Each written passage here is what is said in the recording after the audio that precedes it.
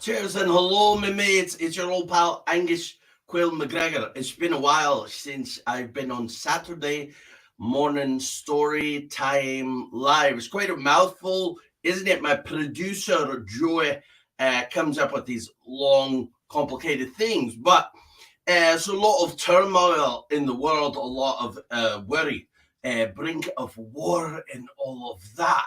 And that is something that I know about, and I also know about diversions. When I was a pirate sailing with Blackbeard, and afterwards, after Blackbeard was assassinated on Ocracoke Island by the governor of Virginia and a cabal of Royal Navy men looking to get promoted, but that's a story, for another time. We were at war in one way or another, more often than we were.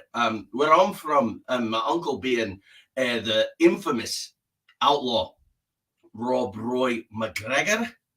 There was the Jacobite War, the Jacobite Rebellion, to get James Stewart on the proper English throne rather than the non-English speaking Hanoverian potato farmer George.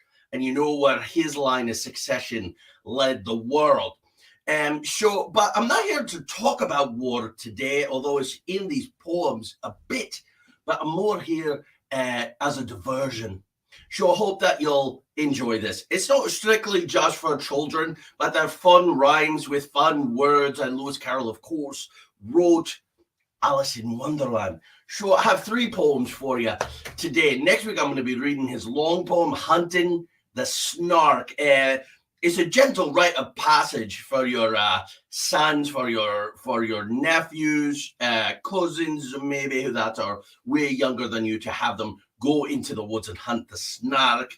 And Lewis Carroll wrote a lovely poem about it. So without further ado, this mermaid technology that I'm learning here, let's run the show opening, and then we'll come back and we'll do the famous Jabberwocky, shall we? All right, welcome.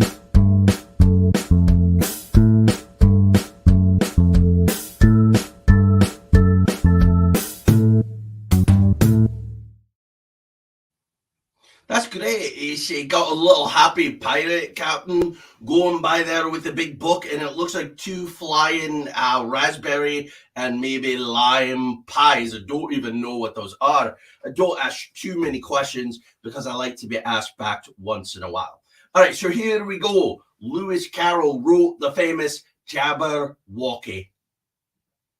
Was Twillig and the slithy toves did gyre and gimble in the wabe, all mimsy were the borogoves, and the momras outgrabe. Beware the Jabberwock, me son, the jaws that bite, the claws that catch. Beware the jub bird and shun, the frumious bandersnatch. He took his vorpal sword in hand, long time the manxome foe he sought. So he rested by the tum-tum tree and stood a while in thought.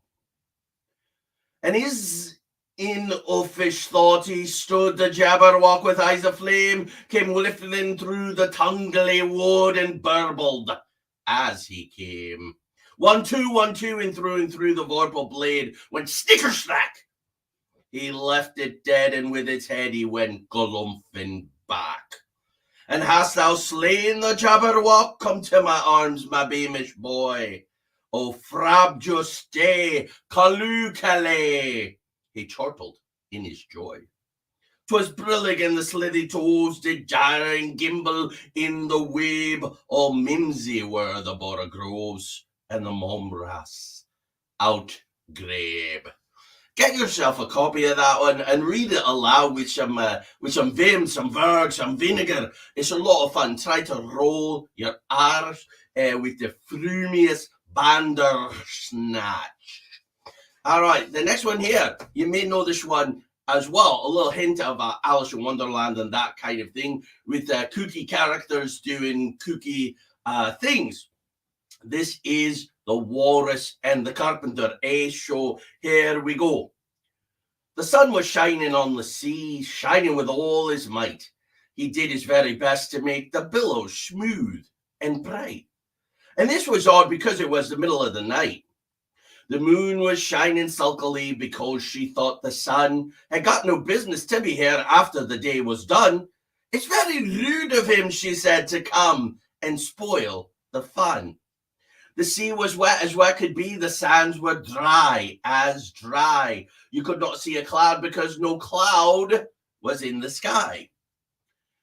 No birds were flying o'erhead, there were no birds to fly. The Walrus and the Carpenter were walking close at hand. They wept like anything to see such quantities of sad. If this were only cleared away, they said, it would be grand.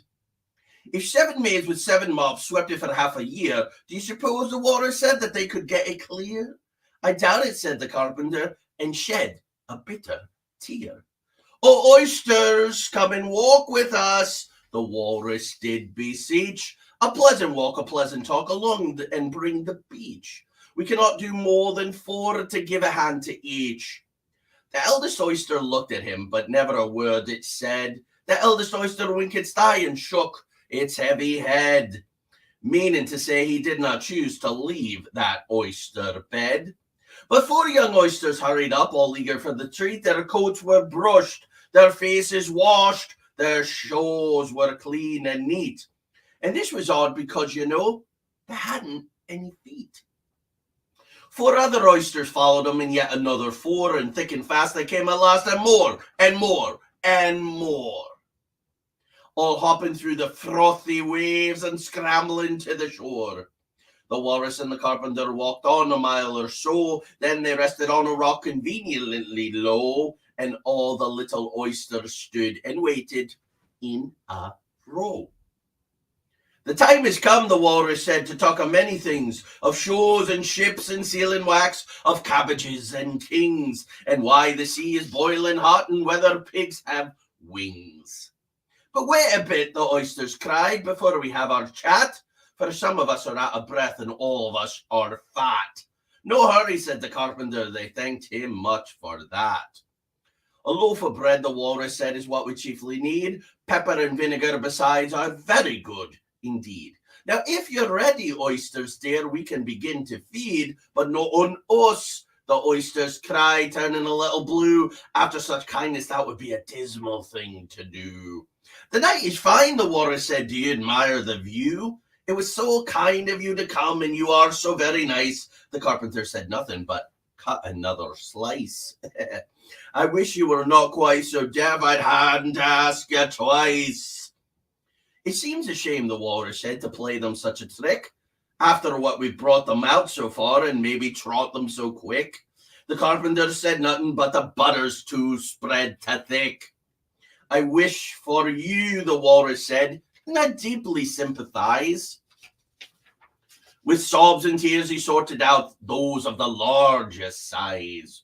Holding his pocket handkerchief before his streaming eyes, oh, oyster, said the Carpenter, you've run a pleasant run. Shall we be trotting home again? But answer came there none. And this was scarcely odd, 'cause they've eaten every one. Sure, look, if there's any oysters out there today listening, do Angus a favor. Don't get drawn in by a Walrus and a Carpenter. They're going to eat you up after making you run along the beach. So, buyer beware. Be warned. Trust no one. All right, so here's the last one. This is called The White Knight Song. I find it kind of sad. Here I am at the end of my life, and I feel a little bit like this white knight. I'm just telling you, empathizing. To use a big word, which means I think I know what this white knight feels about. So here's the story. Here we go. The White Knight Song. I'll tell you everything I can. There's little to relate. I saw an aged man a-sitting on a gate. Who are you, aged man? I said, and how is it you live? And his answer trickled through me head like water through a sieve. He said, I look for butterflies that sleep amongst the wheat. I make them into mutton pies and sell them in the street. I sell them unto men, he said, who sail on stormy seas. And that's the way I get my bread, a trifle, if you please. But I was thinking of a plan to dye one's whiskers green and always use so large a fan that it could not be seen. So having no reply to give to what the old man said, I cried, "Come tell me how you live." And I thumped him on his head. His accent's mild, took up the tale. He said, "I go my ways, and when I find a mountain rill, I set it in a blaze. And thence they make a stuff they call Roland's Macassar oil. Yet 2 penny, halfpenny is all they give me for my toil." But I was thinking of a way to feed oneself on batter, and so go on from day to day, getting a little fatter. I shook him well from side to side until his face was blue. "Come tell me how you live," I cried, "and what is it you do?" He said, "I hunt for haddocks' eyes amongst the heather bright, and work them into waistcoat buttons in the silent night. And these I do not sell for a gold or coin of silvery shine, but for a copper halfpenny, and that will purchase 9. I sometimes dig for buttered rolls or set lime twigs for crabs. I sometimes search the grassy knolls for wheels of handsome cabs.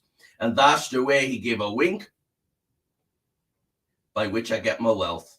And very gladly will I drink your honour's noble health." Lovely.